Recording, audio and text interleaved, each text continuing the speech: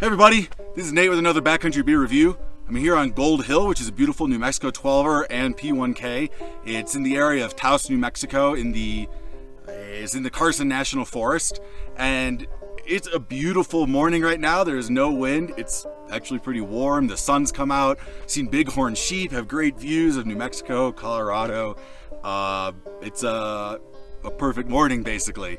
Unfortunately, it is monsoon season, which means come 11 o'clock, 12 o'clock, you're in pretty serious risk for thunderstorms, so it's best to be below tree line. Because of that, we're going to try to make this about as quick as we can. The beer I'm reviewing today is by a nano brewery in Albuquerque, New Mexico, and it's the State 47 Lager Series Summer 2022 version, their Smash Lager. It's by Harmon Lane Brewing Company, which is kind of a small brewing operation that's out of the Southwest Grape and Grain homebrew store. So I'm not super familiar with Harmon Lane Brewing. This is the first time I've ever tried their beer. I have bought actually stuff from Southwest Grape and Grain a couple times, and it just never struck me to buy the beer in the fridge.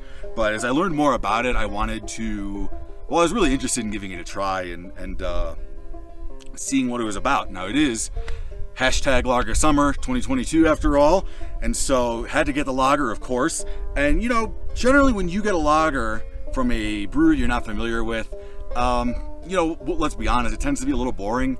A lot of times breweries, they carry kind of just the stock, standard American lager, light lager that's really meant to be a crowd pleaser, something to kind of get somebody who maybe they're used to Bud Light or something similar to that, kind of get their feet wet a little bit in the craft beer scene. And so I was a little wary when I bought this. I was unsure about whether this would be like that, be worth reviewing. But it's a Smash Lager, and if you're not familiar with that acronym, it stands for single malt and single hop. So to me, that means automatically, obviously the brewer is trying to do something interesting with this lager, not just make a simple crowd pleaser. So, let's see what else is on the can. I thought the can said something about the hops and grain bill, but I guess it didn't. I think it's, if I remember correctly, it is German Pilsner malt, Belma hops, and a Mexican lager yeast. So a pretty interesting beer.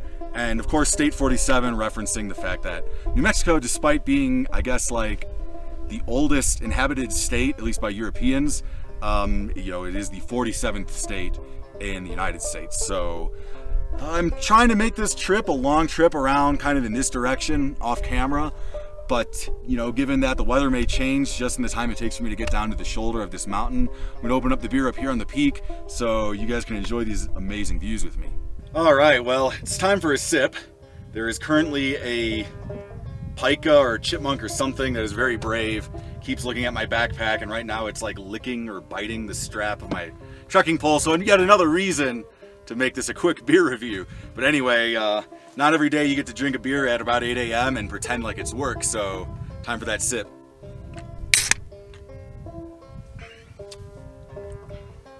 So the first note I get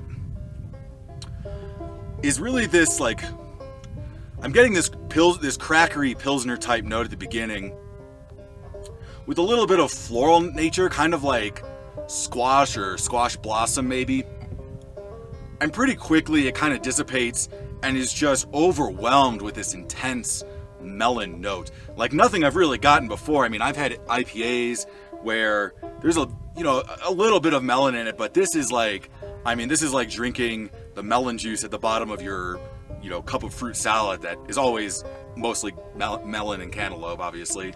I'm getting really intense honeydew melon, really intense cantaloupe, a little bit of pineapple mixed in there. And then the finish just mellows out. It kind of goes back into this crackeriness. Maybe there's a slight tinge of bitterness that is coming across as melon rind maybe. All in all, a pretty solid beer.